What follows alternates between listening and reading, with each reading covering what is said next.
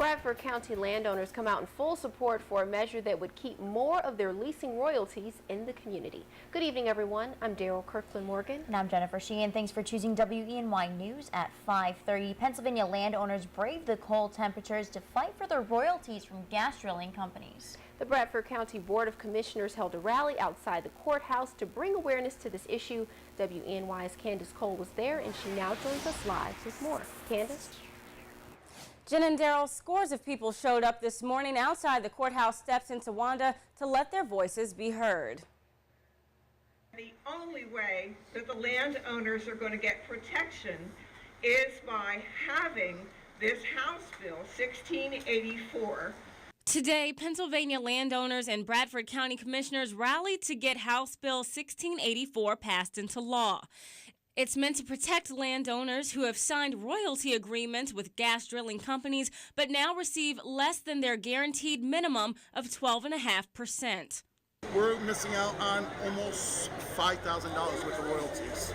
Donald Mokry is a landowner in Bradford County who's had big deductions taken out of his royalties due to gas drilling companies taking out post-product costs. It adds up to a hefty sum that could have put a huge dent in the $12,000 he's used out of his savings to pay for medication for his fiancée who's battling Lyme disease. I have seen where Chesapeake has kept our royalties for two months. We didn't receive it, and that really hurt us really a lot.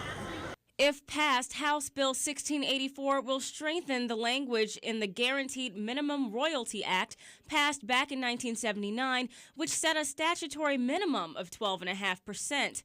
In recent months, some gas companies have gone well below that minimum by transferring post-product costs to the royalty owner.